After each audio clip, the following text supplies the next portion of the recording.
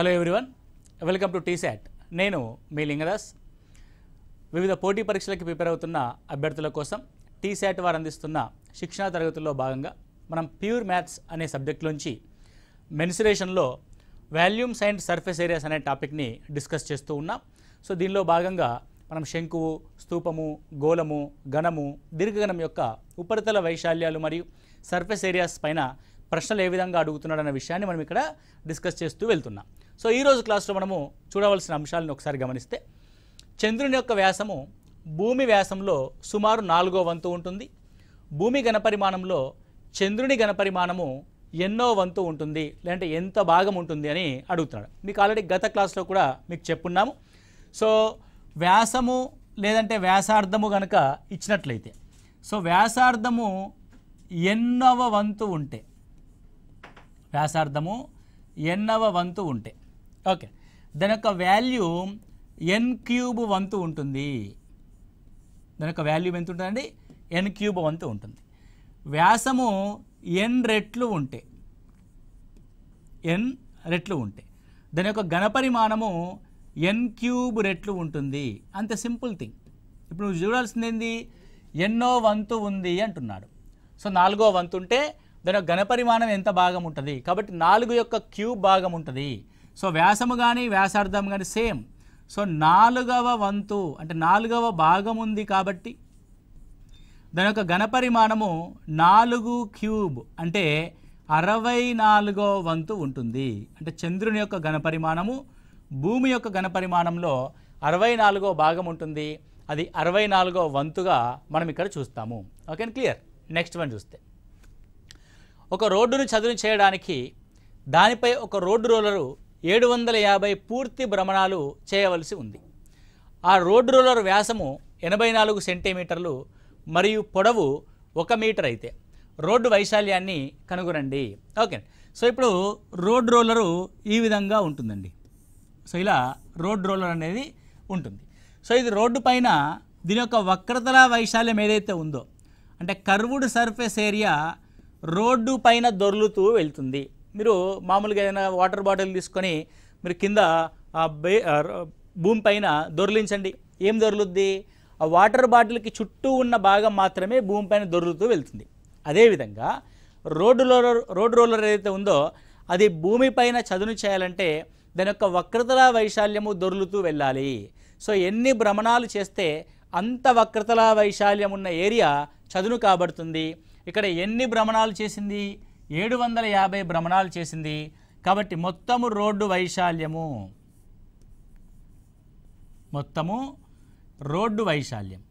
So మొత్తం road వైశాల్యము 750 పూర్తి భ్రమణాలు. So దాని యొక్క ఒక్కొక్క కర్వ్డ్ సర్ఫేస్ ఏరియా 2πr/h మనం చూస్తాం. ఒక కర్వ్డ్ సర్ఫేస్ ఏరియా ఏమవుతుంది? 2πr/h.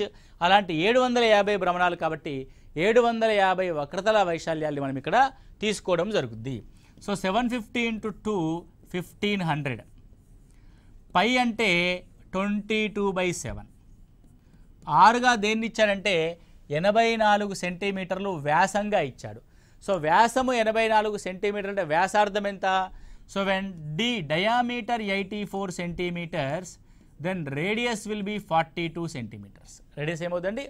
42 సెంటీమీటర్స్ అవుద్ది. It was 42 centimetres. Then what about the height? Height అనేది 1 మీటర్. సో మీటర్ ఉంది కాబట్టి మీటర్ని 100 సెంటీమీటర్లోకి మార్చుకుందాం. Okay, right.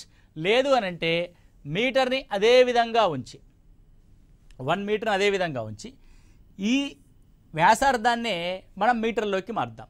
కాబట్టి 42 సెంటీమీటర్లు. కాబట్టి ఇది మీటర్లోకి మారిస్తే 42/100 మీటర్లు అవుతుంది. 42/100 మీటర్లు అవుతుంది. 0 cancel. 7 42. So 15 90. 90 × 22. 0. 9 2s 18. 9 2s 18 + 1 1980 metre cube భాగము ఏమవుతుందండి? చదును కాబడుతుంది. 1980 స్క్వేర్ మీటర్ల అంత వెడల్పై అంటే అంత వైశాల్యంగా రోడ్డు అనేది చదును కాబడుతుంది అనేది మీరు ఇక్కడ గమనించాల్సి ఉంటుంది. నెక్స్ట్ వన్, ఒక కంపెనీ పాలపొడిని 14 సెంటీమీటర్ల భూవ్యాసము మరియు 20 సెంటీమీటర్ల ఎత్తు కలిగిన స్తూపాకార డబ్బాల్లో నింపి ప్యాక్ చేస్తారు. ఆ డబ్బా చుట్టూ వారు లేబుల్ని అతికిస్తారు. ఆ లేబుల్ డబ్బా పైనుండి క్రింది నుండి 2 సెంటీమీటర్లు వదిలేస్తూ అతికించినచో ఆ లేబుల్ యొక్క వైశాల్యము ఎంత? ఓకే, ఫస్ట్ మనం ఒక స్తూపాకార డబ్బాని తీసుకుందాం. ఆ స్తూపాకార డబ్బా ఈ విధంగా ఉంది. స్తూపాకార డబ్బాని కనుక గమనిస్తే ఇది స్తూపాకార డబ్బా అనుకోండి. సో ఇది ఒక కంపెనీ యొక్క డబ్బా. ఈ కంపెనీ యొక్క డబ్బాకి మనం ఏం చేసామంటే ఒక లేబుల్ని అతికించాం. ఏం అతికించామండి? ఒక లేబుల్ని అతికించడం జరిగింది. సో ఈ విధంగా మనం ఒక లేబుల్ని అతికిస్తున్నాం. Is it clear? Right. So ఇప్పుడు ఈ లేబుల్ని కలర్తో ఫిలప్ చేస్తా. రైట్. సో ఈ విధంగా మనం లేబుల్ని అతికించాం. బాగా జాగ్రత్తగా గమనించండి. ఫస్ట్ థింగ్ చూడాల్సింది ఏంటంటే లేబుల్ని దేనికి అతికించాం? డబ్బా చుట్టూ అతికించాం. అంటే కర్వ్డ్ సర్ఫేస్ ఏరియాకి అతికించాం. Curved surface area. మరి ఏ కొలతలు? సో లేబుల్ యొక్క కొలత కూడా స్తూపం యొక్క భూవ్యాసం ఎంత ఉంటుందో ఈ లేబుల్ యొక్క వ్యాసం కూడా అంతే ఉంటుంది. కాబట్టి ప్రశ్నలో ఏమి ఇచ్చాడు? భూవ్యాసము 14 సెంటీమీటర్లు అన్నాడు. కాబట్టి భూవ్యాసము 14 సెంటీమీటర్లు, రేడియస్ 7 సెంటీమీటర్లుగా మనం చూస్తాం. దాంతో హైట్ని కూడా గమనిస్తే సో ఎంత హైట్ ఉంది అంటే మొత్తం దీని యొక్క హైట్ 20 సెంటీమీటర్లు. సో మొత్తం 20 సెంటీమీటర్లో పైన 2 సెంటీమీటర్లు వదిలేసాము, కింద 2 సెంటీమీటర్లు వదిలేసాం. అంటే లేబుల్ 20 సెంటీమీటర్లో కేవలం 2 + 2 4 సెంటీమీటర్స్ వదిలేస్తే 16 సెంటీమీటర్లు మాత్రమే లేబుల్ యొక్క ఎత్తుగా మనం ఇక్కడ చూస్తూ ఉంటాం. కాబట్టి curved surface area is equal to 2πr/h మనం ఇక్కడ రాస్తాం. Now it will be 2 × 22/7 into what about the r 7, what about the height 16. Okay, right. So 7 7s are cancel. So 44 into 16, 44 into 16. So 16 2s are 32, 16 4s are 64, 16 4s are 64 plus 6, 704 centimetre square ఆ label యొక్క వైశాల్యంగా మనం ఇక్కడ చూస్తాం. కాబట్టి నువ్వు ఆ మెజర్మెంట్ని జాగ్రత్తగా గమనించాలి.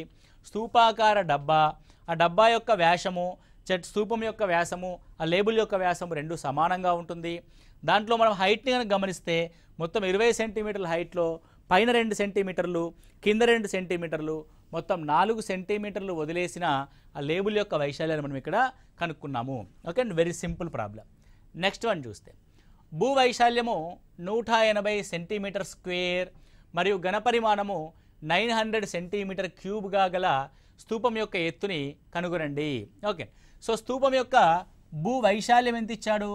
180 సెంటీమీటర్ స్క్వేర్ ఇచ్చాడు. అంటే ఇక్కడ మీరు స్తూపాన్ని కనుక గమనించినట్లయితే ఇది స్తూపం అయితే, సో స్తూపం యొక్క భూ వైశాల్యము ఇది.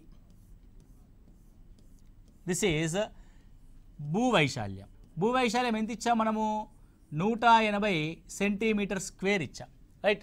సో దీని యొక్క మొత్తం ఘనపరిమాణం అంటే ఇందులో ఉండగలిగే పూర్తి స్థాయి పదార్థ పరిమాణాన్ని మనము ఘనపరిమాణం అంటాం. ఘనపరిమాణం volume V is equal to πr²h. So πr² అంటే భూవైశాల్యం. కాబట్టి volume V is equal to భూవైశాల్యము ఇంటూ ఎత్తు, భూవైశాల్యం ఇంటూ ఎత్తు. కాబట్టి volume V is equal to so మొత్తం ఎంత?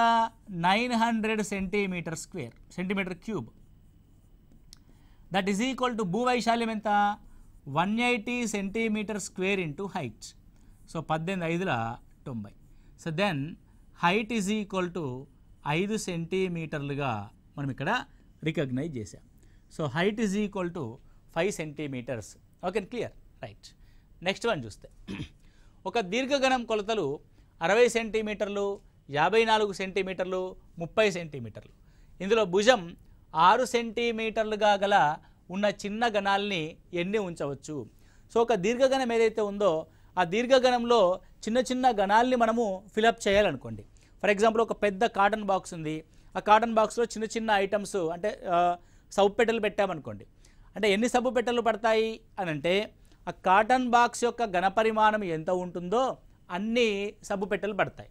కాబట్టి ఇక్కడ దీర్ఘగణం యొక్క వాల్యూమ్ ఈజ్ ఈక్వల్ టు, దీని యొక్క వాల్యూమ్ దీర్ఘగణం యొక్క ఘనపరిమాణము is equal to, volume is equal to N number of ఏమున్నాయి ఇక్కడ గణాల్ని ఉంచాము. సో ఎన్ నెంబర్ ఆఫ్ గణాల ఘనపరిమాణంగా మనం చూస్తాం. అంటే ఒక ఘనపరిమాణంలో ఇమర్చగలిగే ఎన్ని ఘనపరిమాణాలు ఉంటాయంటే పెద్ద ఘనపరిమాణము is equal to N number of చిన్న ఘనపరిమాణాల యొక్క వాల్యూగా చూస్తాం.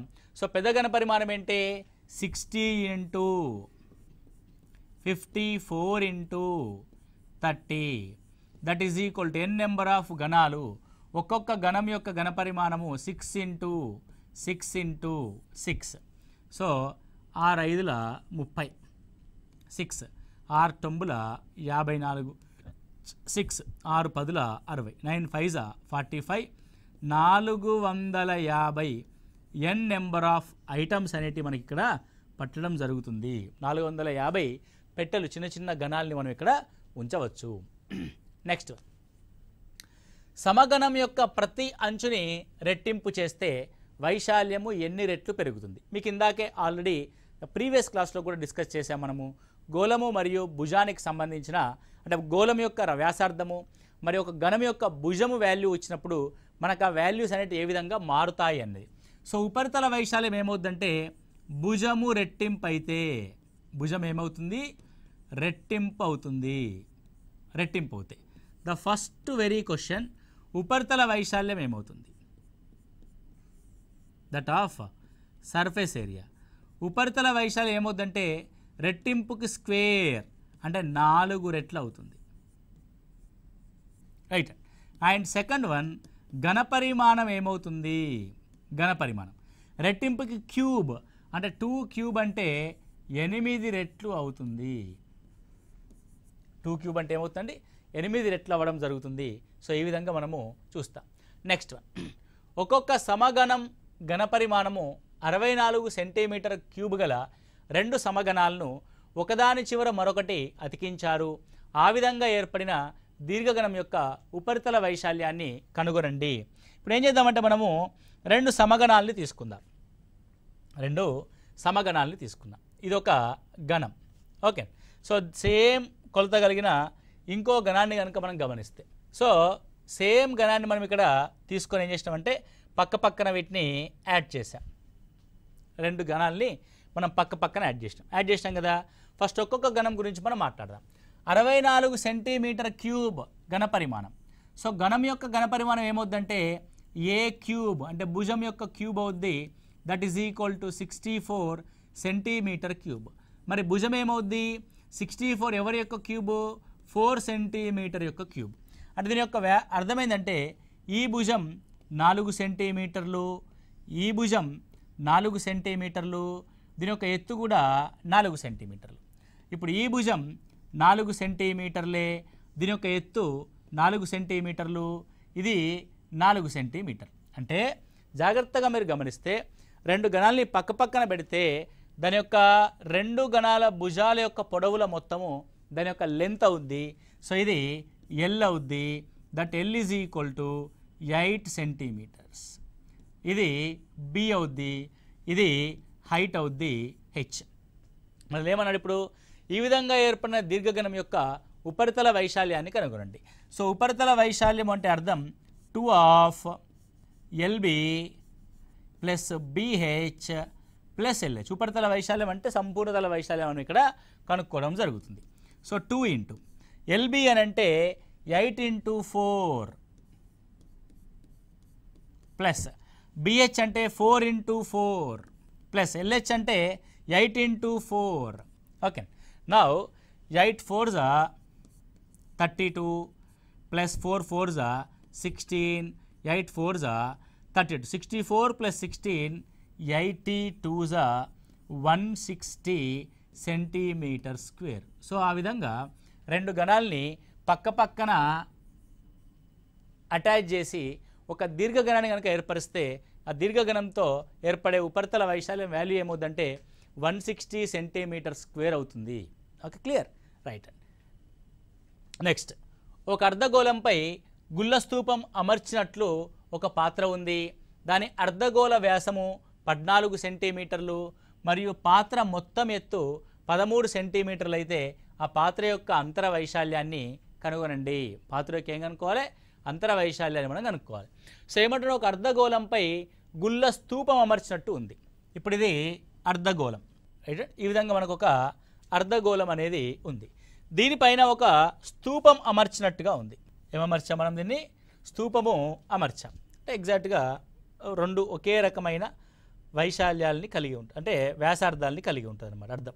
ఇప్పుడు మీరు గమనించండి, ఇది అర్ధగోళము అన్నాడు, రైట్ అండ్. సో దీని మీద గుళ్ళ స్తూపం అనేది ఏర్పాటు చేయబడింది. ఈ విధంగా గుళ్ళ స్తూపం యొక్క వైశాల్యము దాని యొక్క కర్వ్డ్ సర్ఫేస్ ఏరియా అవుతుంది. అదేవిధంగా ఈ లోపలి వైశాల్యము ఈ అర్ధగోళం యొక్క కర్వ్డ్ సర్ఫేస్ ఏరియా అవుతుంది. రెండు అంశాలు మీరు జాగ్రత్తగా గమనిస్తే. సో ఈ విధంగా ఒక అర్ధగోళం పైన ఒక స్తూపాన్ని పెడితే దాని యొక్క లోపలి అంతర్వైశాల్యం ఏమవుద్దంటే స్తూపం యొక్క వక్రతల వైశాల్యము మరియు అర్ధగోళం యొక్క వక్రతల వైశాల్యము రెండింటి యొక్క మొత్తం అవుతుంది. కాబట్టి పాత్ర యొక్క అంతర్వైశాల్యం ఏమవుద్దంటే స్తూపం యొక్క అంతర్వైశాల్యము 2πr² అండ్ స్తూపం యొక్క వక్రతల వైశాల్యము 2πrh అనేది అవుతుంది. ఇక్కడ r అనేది ఏంటిది? వ్యాసం 14 సెంటీమీటర్లు. కాబట్టి diameter d = 14 centimetres, r = 7 centimetres. Then what about the height? పాత్ర యొక్క మొత్తం ఎత్తు 13 సెంటీమీటర్లు. మొత్తం ఎత్తు అంటే అర్థమైంది, పైనుంచి కింది వరకు ఉన్న ఎత్తు మొత్తం 13 సెంటీమీటర్లు. అందులో ఇది వ్యాసార్థం r 7 సెంటీమీటర్స్. చాలా జాగ్రత్తగా మనము వాల్యూస్ని పరిగణలోనికి తీసుకోవాలి. ఇప్పుడు చూడండి, ఇక్కడ వరకు ఇది అర్ధగోళం యొక్క ఎత్తు. అర్ధగోళం యొక్క ఎత్తు దేనికి సమానంగా ఉంటుంది? దాని యొక్క వ్యాసార్థానికి సమానంగా ఉంటుంది.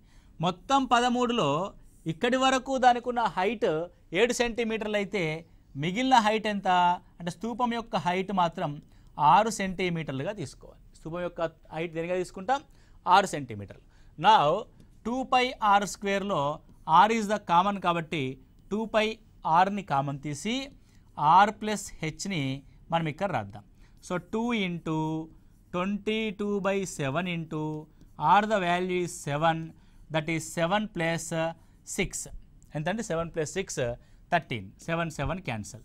సో 44 × 13 సెంటీమీటర్ స్క్వేర్గా మనం రాస్తాం. So 13 2s are 26, 13 4s are 52, 13 4s are 52 + 5 572 centimetre square. Okay, so డైరెక్ట్గా 13 తీసుకుంటే అయిపోయేది కదా. ఇక్కడ కోయిన్సిడెంటల్లీ 7 + 6 13 అయింది. కాకపోతే నీకు ఇక్కడ హైట్ అనేది డిఫరెంట్గా ఉందనుకోండి, అప్పుడు మళ్ళీ వేరేగా అవుతుంది. సో డైరెక్ట్గా మనం ఏం చేస్తామంటే 2πr² + 2πrh అని తీసుకొని మీకు వేరే ప్రాబ్లంలో ఈ అనాలిసిస్ ఉపయోగపడుతుంది కాబట్టి క్లియర్గా చెప్పడం జరిగింది. So this is the concept. ఒక అర్ధగోళం పైన మనం ఒక స్తూపాన్ని కాంబినేషన్ చేసాం. ఈ విధంగా డిఫరెంట్ 3 డైమెన్షనల్ ఫిగర్స్ యొక్క కాంబినేషన్స్ మనం ఇక్కడ చూడడం జరుగుతుంది, రైట్ అండ్. ఇట్లాంటి కాంబినేషన్ ఆఫ్ ప్రాబ్లమ్స్ మీరు జాగ్రత్తగా చూడండి. ఇక్కడ ఇంకోటి ఉంది, ఒక అర్ధగోళంపై అంతే వ్యాసార్థం గల శంకువు అమర్చబడిన ఆకారంలో ఒక బొమ్మ ఉంది. శంకు వ్యాసార్థము 3.5 సెంటీమీటర్లు, బొమ్మ మొత్తం ఎత్తు 15.5 సెంటీమీటర్లు. ఆ బొమ్మ సంపూర్ణతల వైశాల్యాన్ని కనుగొనండి. ఆ బొమ్మ యొక్క సంపూర్ణతల వైశాల్యం మనం కనుక్కోవాలి. ఇప్పుడు ఇక్కడ చూడండి, ఒక అర్ధగోళం ఉంది, రైట్, క్లియర్. సో ఇక్కడున్న ఈ అర్ధగోళం ఏదైతే ఉందో ఈ అర్ధగోళం పైన శంకువు అమర్చబడి ఉందంట. సో ఒక శంకువుని తీసుకుందాం. అర్ధగోళం పైన ఏం అమర్చబడి ఉంది? ఒక శంకువు అమర్చబడి ఉంది, రైట్. సో ఇప్పుడు ఇది బొమ్మ, రైట్. ఈ బొమ్మలో ఏముందటంటే దీని యొక్క రేడియస్ ఉంది. ఎంత రేడియస్? సో అర్ధగోళంపై అంతే వ్యాసార్థం గల శంకు అమర్చబడి ఉంది. శంకు వ్యాసార్థము 3.5 సెంటీమీటర్లు, 3.5 సెంటీమీటర్లు. దీని యొక్క అర్థం ఏంటంటే ఇక ఇది కూడా 3.5 సెంటీమీటర్ల అర్థం. అంటే అర్ధగోళం యొక్క ఆకారము కలిగిన ఎత్తు 3.5 సెంటీమీటర్లు. మొత్తం ఎత్తు అన్నాడు. బొమ్మ యొక్క మొత్తం ఎత్తు అంటే ఈ శంకువు నుంచి ఈ చివరి దాకా ఉన్న ఎత్తు మొత్తం ఎత్తు. ఇందాక మీకు చెప్పాం కదా, అనాలిసిస్ నెక్స్ట్ క్వశ్చన్లో యూజ్ అవుతుందని చెప్పాం కదా, అలాగనమాట. సో ఇప్పుడు చూడండి మొత్తం 15.5 సెంటీమీటర్లు, 15.5లో ఈ అర్ధగోళం యొక్క కొలత 3.5, దానిపైన ఉన్న స్తూపం యొక్క ఎత్తు 12, అంతే కదా. దాని స్తూపం యొక్క ఎత్తు ఎంత? 12 ప్లస్ 3.5 మొత్తం ఎత్తు 15.5. ఇప్పుడు ఆ బొమ్మ యొక్క సంపూర్ణతల వైశాల్యం కనుక్కోండి. సంపూర్ణతల వైశాల్యం అంటే మనం ఆ బొమ్మను కనుక ముట్టుకున్నట్లయితే ఏ ఏ ఉపరితలాలు తగులుతాయి మన చేతికి, ఆ ఉపరితలాల యొక్క వైశాల్యం మొత్తం. ఇప్పుడు బొమ్మను ముట్టుకుని అనుకోండి, బొమ్మను ముట్టుకుంటే నాకేమవుద్ది, ఈ శంకువు యొక్క వక్రతల వైశాల్యము నా చేతిలోకి వస్తుంది, అది ఒక ఉపరితలం అవుతుంది, అంతే తప్ప లోపల చేయబెట్టలేం కదా. సో బయటి వైపుకి ఏదైతే ఉపరితలం నా చేతిలోకి వస్తుందో అది ఉపరితల వైశాల్యం. అదేవిధంగా కింద పట్టుకుని అనుకోండి, కింద కూడా అర్ధగోళం యొక్క ఉపరితలం నాకు తగులుద్ది. అంటే క్రింద అర్ధగోళం యొక్క వక్రతల వైశాల్యము 2πr². అదేవిధంగా పైన ఉన్న శంకువు యొక్క వక్రతల వైశాల్యము πrl. ఈ రెండింటి యొక్క వైశాల్యాల మొత్తమే ఆ బొమ్మ యొక్క సంపూర్ణతల వైశాల్యం అవుతుంది. కాబట్టి బొమ్మ సంపూర్ణతల వైశాల్యం ఈజ్ ఈక్వల్ టు, బొమ్మ యొక్క సంపూర్ణతల వైశాల్యం is equal to πrl plus 2πr². ఇక్కడ గమనించవలసింది ఏంటి సార్, ఆర్ ఉంది, హెచ్ ఉంది, ఎల్ యొక్క విలువ లేదు అని. సో ఇక్కడ చూడండి, ఆర్ మరియు హెచ్ మరియు ఎల్లులు లంబకోణ త్రిభుజం యొక్క నిష్పత్తుల్లో ఆధారపడి ఉంటాయి. ఆర్ వాల్యూ ఎంత? 3.5, హెచ్ వాల్యూ ఎంత? 12, ఎల్ వాల్యూ మనం ఫైండ్ అవుట్ చేయాలి. ఇది ఏ రేషియోలో కనబడుతుంది? నాకైతే 3.5కి డబల్ 7, 12కి డబల్ 24. అంటే this is in the ratio of right angle triangle యొక్క కొలతలైన 7:24:25గా కనబడుతుంది. అంటే నువ్వు ఆ రైట్ యాంగిల్ ట్రయాంగిల్ ఏమై ఉంటుందో ఎక్స్పెక్ట్ చేయగలిగితే 7లో సగం రేడియస్, 24లో సగం హైట్, 25లో సగం L. So that L is equal to ఎంత అండి? ఇప్పుడు ఎల్ అనేది 25లో సగం, దట్ ఈజ్ నథింగ్ బట్ 12.5. పాయింట్లో రాయకుండా 25/2 అని రాయండి, క్యాలిక్యులేషన్ పార్ట్ సింపుల్ అవుద్ది. నా ఇప్పుడు పై, రెండిట్లో పై కామన్, రెండిట్లో ఆర్ కామన్. కాబట్టి పై అంటే పై ఆఫ్ ఆర్, ఎల్ అనేది 25/2 plus again R, R is 3.5, 3.5ని కూడా మీరు 7/2గా రాయండి. అంటే ఇక్కడ పైని కామన్ తీసా, ఇందులోంచి ఆర్ని కామన్ తీసా, ఎల్ మిగులుద్ది, ఆర్ మిగులుద్ది. Let substitute pi value 22/7, r is 7/2, so by 2 is the common, 25 plus 7, 32. Okay, now 7 cancel, 2 11s are, 2 16s are, so 16 1 the 16, 16 1 the 16 plus 1, 176 centimeter square. So ఆ బొమ్మ యొక్క కంప్లీట్ ఉపరితల వైశాల్యం ఏమైంది మనకి ఇక్కడ? 176 సెంటీమీటర్ స్క్వేర్ అయింది. మెన్సురేషన్లో ఇవ్వబడుతున్న ప్రశ్న యొక్క ఆ ఇమాజిన్, ఆ జ్యామితీయ నిర్మాణాన్ని మనము ఇమాజిన్ చేసుకోవాలి, ఊహించుకోగలిగేంత శక్తి మనకు ఉండాలి. కాబట్టి మీరు ఫిగర్లని, ఆ జ్యామితీయ నిర్మాణాలను కనుక ఊహించుకొని ఆ ప్రశ్న దేనికి సంబంధించింది అడుగుతున్నాడు, ఆ సంబంధించిన ప్రశ్న ఆధారంగా ఆ బొమ్మలో మనం ఏం కనుక్కోవాలి అన్న విషయం కనుక మనకు సింప్లిఫై చేసుకోగలిగితే, ఈజీగా చేసుకోగలిగితే మెన్సురేషన్ అంతా ఈజీగా మనకి ఏది ఉండదు, పెద్ద ట్విస్ట్ అండ్ టర్మ్స్ ఏమీ ఉండవు, డైరెక్ట్ స్ట్రేట్ ఫార్వర్డ్ క్వశ్చన్స్ ఉంటాయి. కాకపోతే ఇలా కాంబినేషన్స్ కానీ, నెంబర్ ఆఫ్ ఐటమ్స్ క్వశ్చన్స్ కానీ, పర్సంటేజ్ ఆఫ్ ఇంక్రీజెస్ క్వశ్చన్స్ కానీ మన ఇక్కడ రావడం జరుగుతుంది. ఓకే, చాలా జాగ్రత్తగా మీరు ఇక్కడ చూడవలసి ఉంటుంది. ఒకవేళ పర్సంటేజెస్ ఇంక్రీజ్ ఆఫ్ క్వశ్చన్స్ వచ్చాయనుకోండి, ఏ విధంగా చేయాలి? సో ఫర్ ఎగ్జాంపుల్ మనము ఒక క్యూబ్ని తీసుకున్నాం అనుకోండి, అంటే ఘనాన్ని తీసుకున్నాము, ఒక గోళాన్ని తీసుకున్నాము, ఒక స్పియర్ని తీసుకున్నాం అనుకోండి, అంటే ఒక ఘనము మరియు ఒక గోళానికి సంబంధించి, రైట్? సో ఘనంలో ఏముంటుందంటే ఏ అనే భుజం ఉంటుంది, గోళంలో 6 వ్యాసార్థం ఉంటుంది. నేను ప్రశ్న ఏం అడుగుతానంటే, ఈ భుజము ఏ కానీ, రెండింటికి సంబంధించి ఒకటే టెక్నిక్, భుజము ఏ కానీ, గోళము వ్యాసార్థము కానీ, అంటే ఘనము యొక్క భుజము కానీ, గోళం యొక్క వ్యాసార్థము కానీ 20% పెరిగితే, 20% పెరిగితే దాని ఉపరితల వైశాల్యంలో మార్పు ఎంత శాతము? ఉపరితల వైశాల్యంలో మార్పు ఎంత శాతము అంటాడు. సో ఇక్కడ ఏం చేస్తున్నాం మనము 20% పెరిగితే అంటున్నాం. మీకు ఆల్రెడీ పర్సంటేజ్ ఆఫ్ ప్రాబ్లం చెప్పాం కదా. మనకి ఏదైతే ఆల్రెడీ వెల్ నోటెడ్గా ఉంటుందో ఒక విషయం, ఒక కాన్సెప్ట్, ఒక కొత్తగా వచ్చిన కాన్సెప్ట్ అందులోకి మార్చుకోగలిగితే అంతకంటే ఈజియెస్ట్ మెథడ్ ఏది ఉండదు. సో ఇప్పుడు 20% పెరిగితే అంటున్నాం మనం. So let's take 20%. 20%ని మనము నెంబర్లోకి మారిస్తే, అంటే ఫ్రాక్షన్లోకి మారిస్తే 1/5.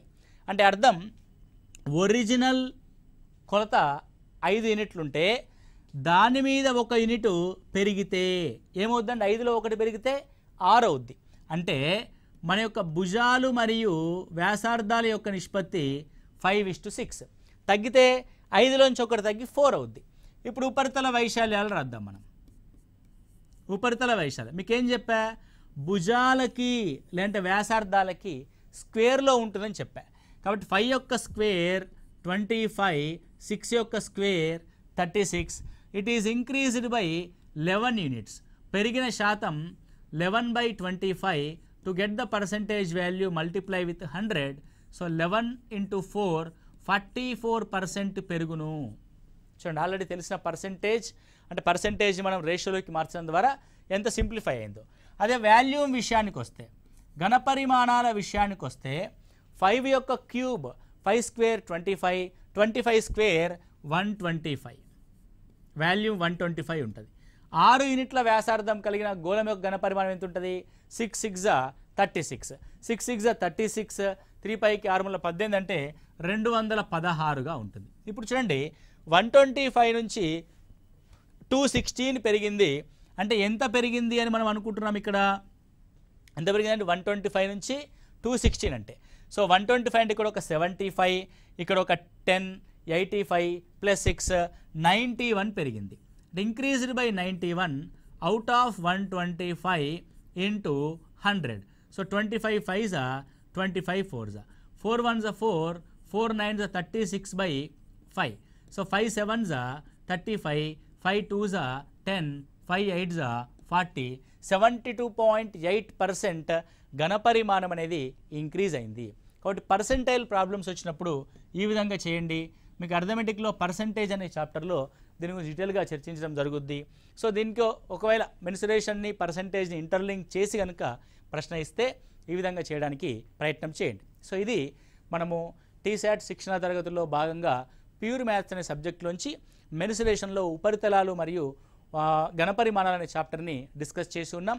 1కి 2 సార్లు మీరు జాగ్రత్తగా చూసుకోండి. 1కి 2 సార్లు చూస్తేనే మనకు సబ్జెక్ట్ అనేది అర్థమవుతుంది. ఏదో విన్నామా అంటే విన్నామన్నట్టుగా ఒకసారి చూసేసి నాకేమి రావట్లేదు అనుకోవద్దు. నెంబర్ ఆఫ్ టైమ్స్ మనం ప్రాక్టీస్ చేయాలి. మ్యాథమెటిక్స్ అనే కాదు, ఏ సబ్జెక్ట్ అయినా సరే పోటీ పరీక్షల్లో మనం విజయం సాధించాలంటే నెంబర్ ఆఫ్ టైమ్స్ మనం సబ్జెక్ట్ని రివైజ్ చేస్తూ ఉండాలి, నెమరవేస్తూ ఉండాలి. ఓకే, సో అలా నెమరవేస్తూ ఉన్నప్పుడు ఏమైందంటే మనకి ఈజీగా ఆ సబ్జెక్ట్ అని డైజెస్ట్ అవుద్ది. ఎగ్జామినేషన్లో ఎలాంటి క్వశ్చన్ ఇచ్చినా సరే మనం ఆన్సర్ చేయగలుగుతాము. Okay, so thank you, all the best.